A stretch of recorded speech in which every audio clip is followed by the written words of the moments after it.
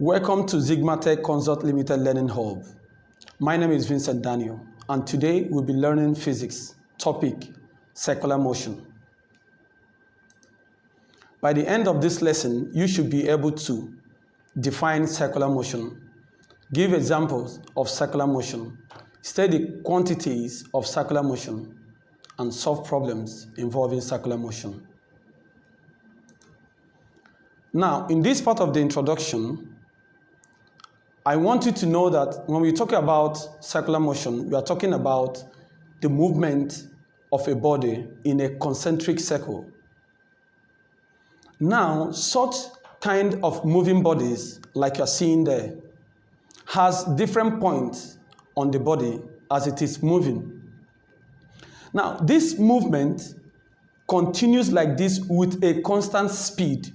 The speed does not change, but what changes is the velocity at any point.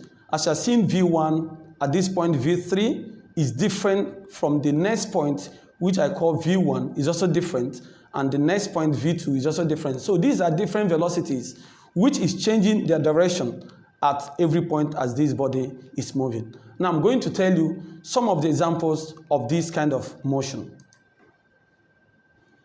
Also, in this part, you look at this body also from the center of the circle with that radius. That radius is the same throughout every point on the circle.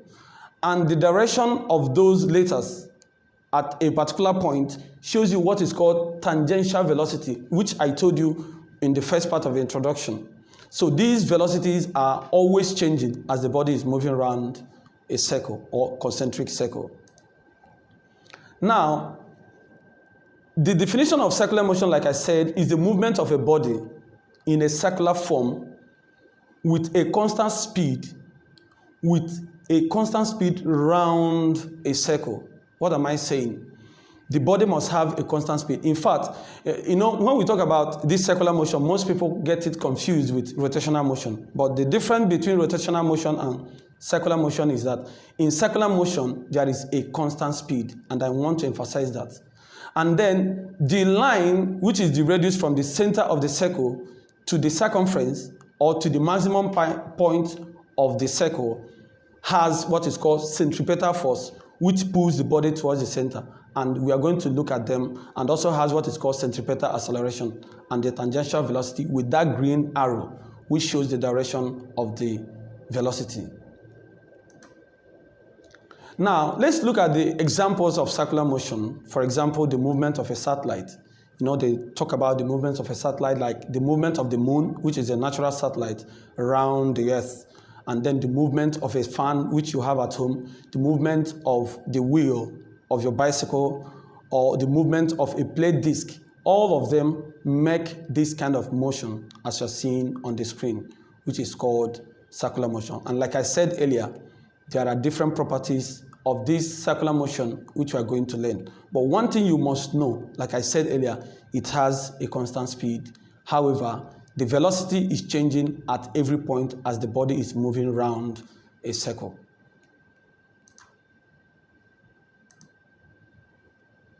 Now, when we talk about the quantities of a circular motion, we are talking about some parameters we can use to define a circular motion. However, this topic can also be called basic terms used in circular motion. Number one thing we will talk about is the velocity, which I've been saying throughout this lesson. And this velocity, we can be angular velocity. We also have the one we call linear velocity. I'm going to show you the relationship between this angular velocity and the linear velocity. We're also going to talk about the acceleration, which is also having angular acceleration and linear acceleration. We have a force, which I told you earlier, the force that keeps this body in a concentric circle, in a circular path, without making the body to move away from that circular path. If that centripetal force is not there, we will not exist on the earth, because the movement of the earth around the sun is also in this concentric path, which is called circular motion. So, and that is why the earth keeps moving, and we have different days and months, as the case may be. We also have what is called the frequency. Frequency means the number of cycles it completes, the number of complete revolution round the circle. For example, if we say we are starting at point 2, it goes and it keeps going as you are watching it.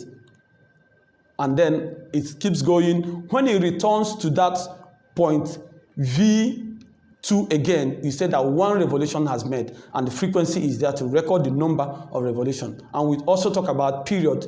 Period we are talking about here is talking about the time it takes to complete this one revolution. Now, the first thing we are going to talk about in this lesson is first, let's talk about the relationship between the velocity and angular velocity.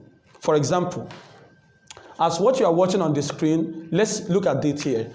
And this is how you look at it in your textbooks. You know, when you look at your textbook, you want to study, this is how it will be like. And this is the center of the body, and which is called O. And then this line is the radius.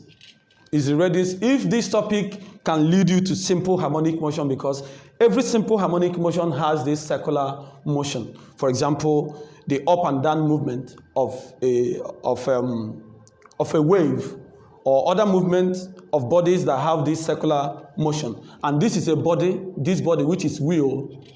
Let me record. And this body has mass, M.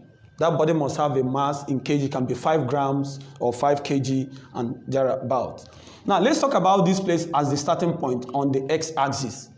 Let's talk about this place as the starting point. Now, what happens when this body moves to this point? Let's say point 2. The body has moved to this point. What happened? Remember, I said something about this. This velocity is V1. Let's say, for example, V1, and which is called tangential velocity. Tangential velocity. Because the velocity is tangential at every given point. Let's call this place point A, and I talk about point B, which also has a different velocity, which I can call V2. Now, at this point, something happened. You should know that as this body moves from here to this place, it opens an angle called theta. And this angle in a circular motion is not measured in degree. It is measured in radian.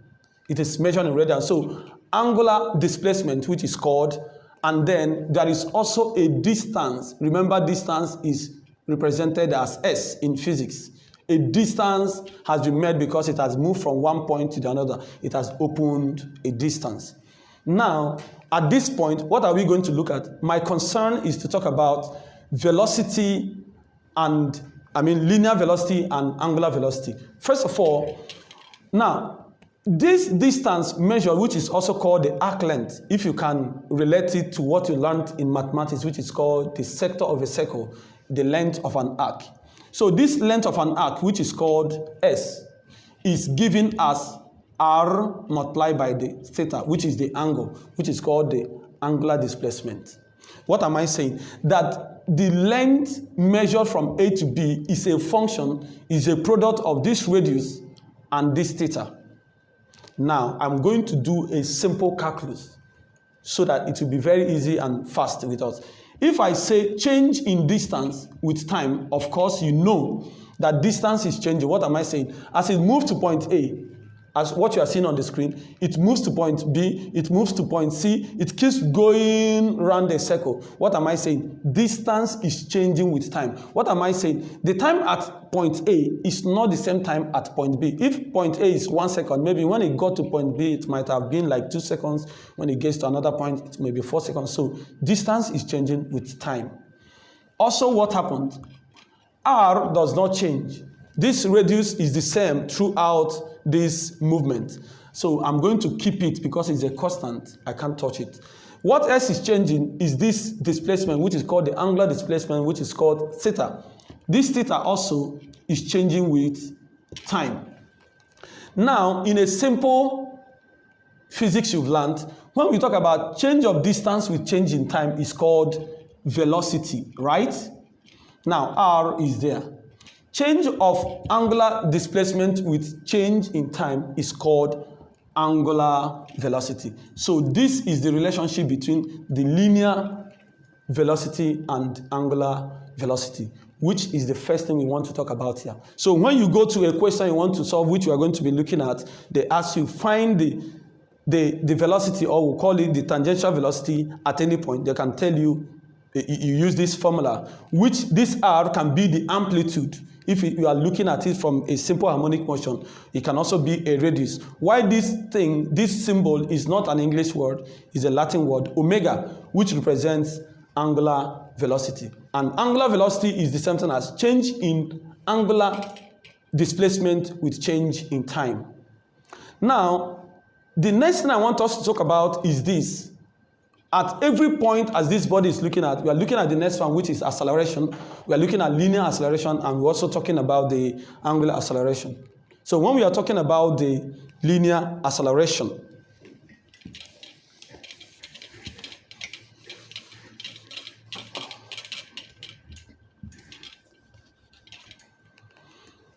now when we are talking about the acceleration, we are talking about that at this point, at this particular point, this direction towards the center, there is an acceleration.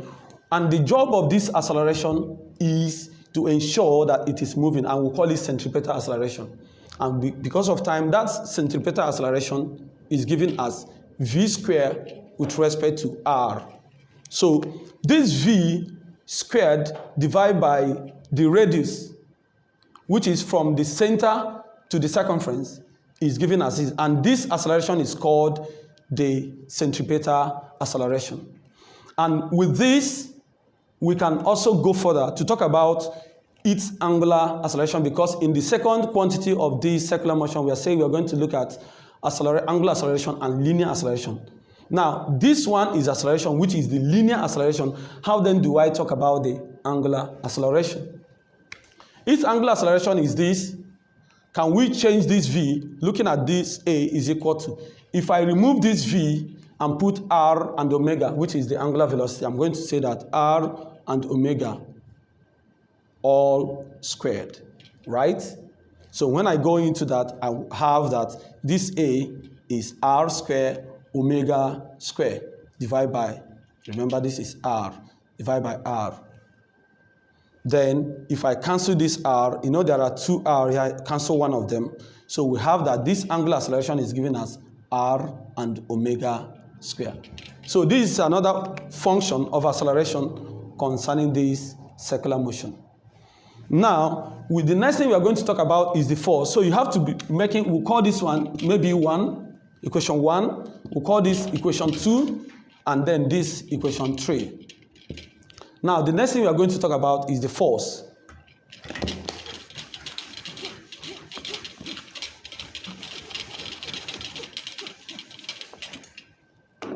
So, at this point, remember that force is given as ma, that is mass times acceleration.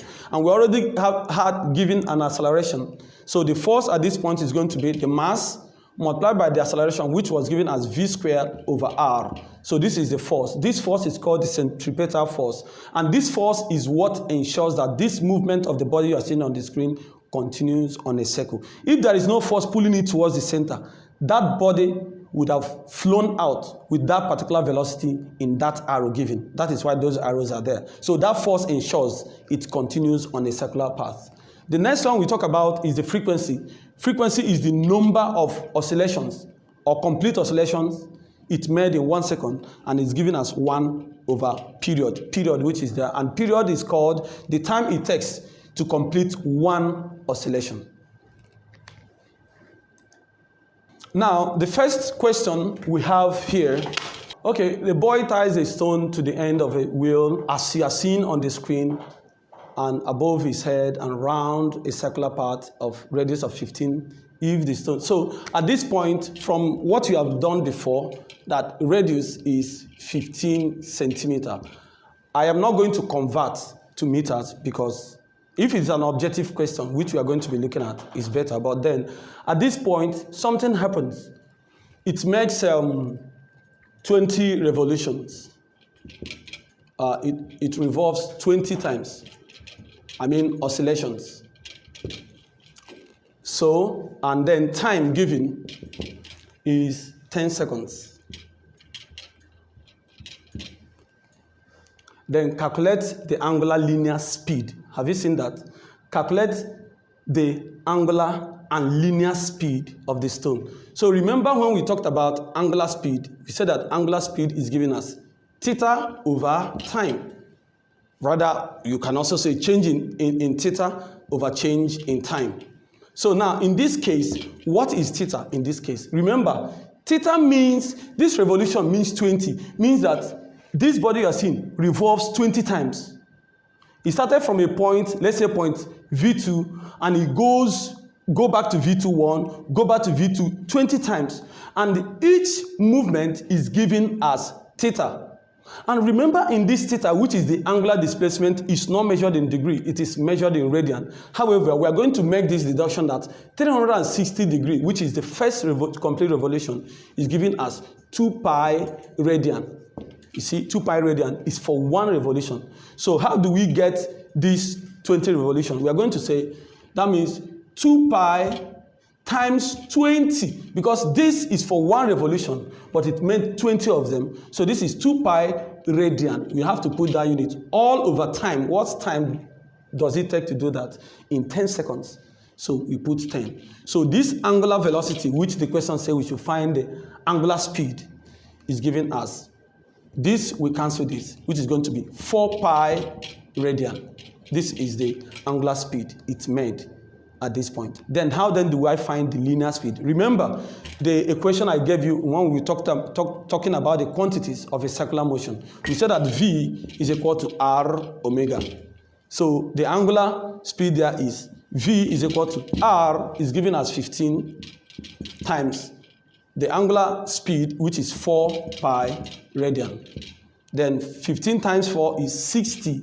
So this is 60 pi radian in cm per seconds.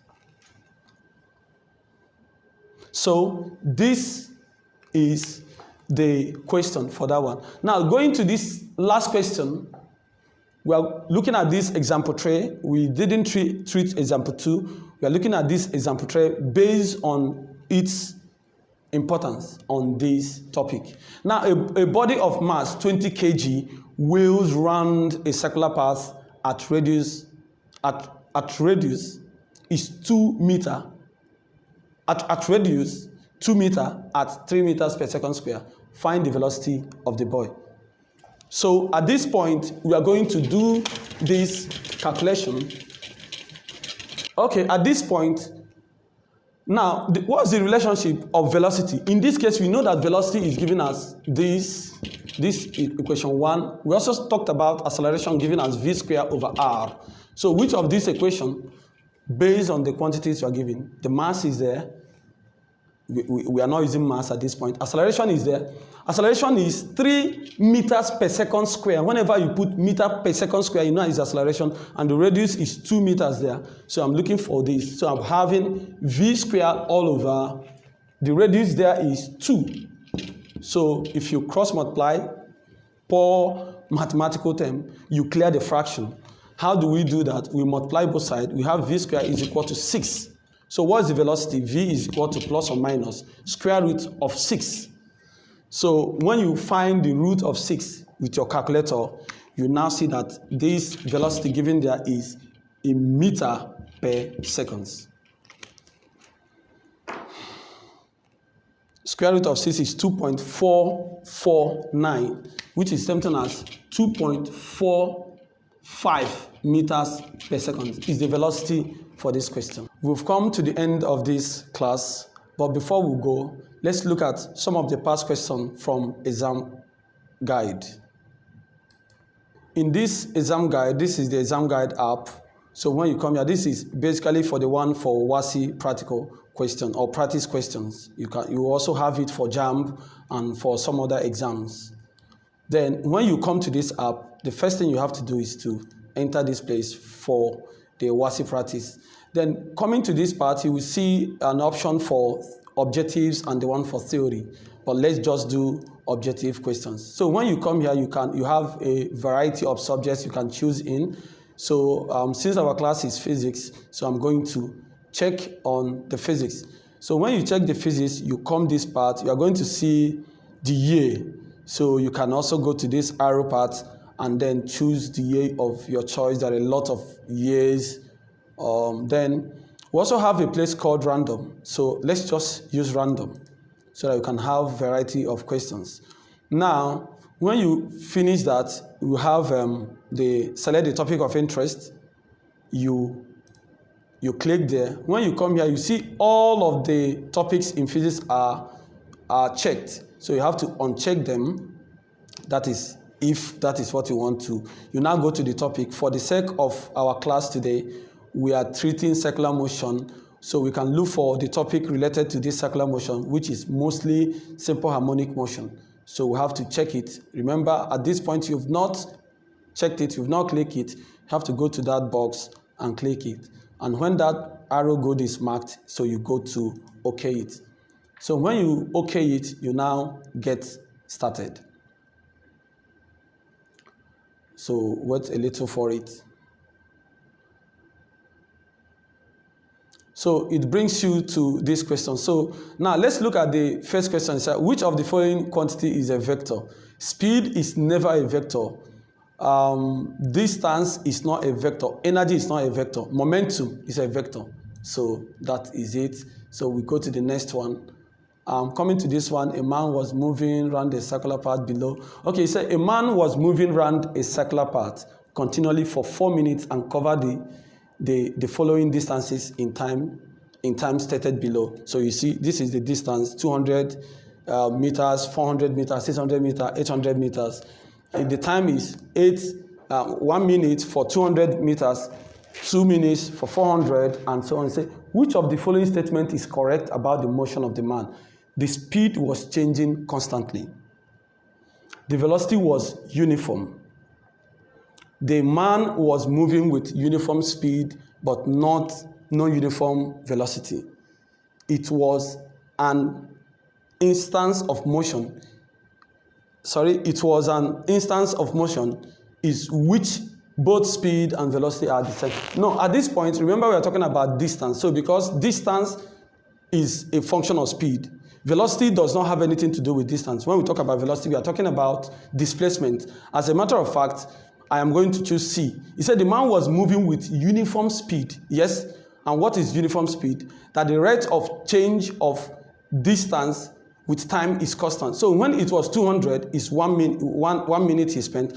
When it increased by another 200, he also spent 1 minute. When it increased by another 200, it increased by 1 minute also. So the rate of change of distance with time is constant. Therefore, the man was moving with uniform speed, but non-uniform velocity, because velocity is nothing about speed. Velocity is for displacement. So I'm choosing this.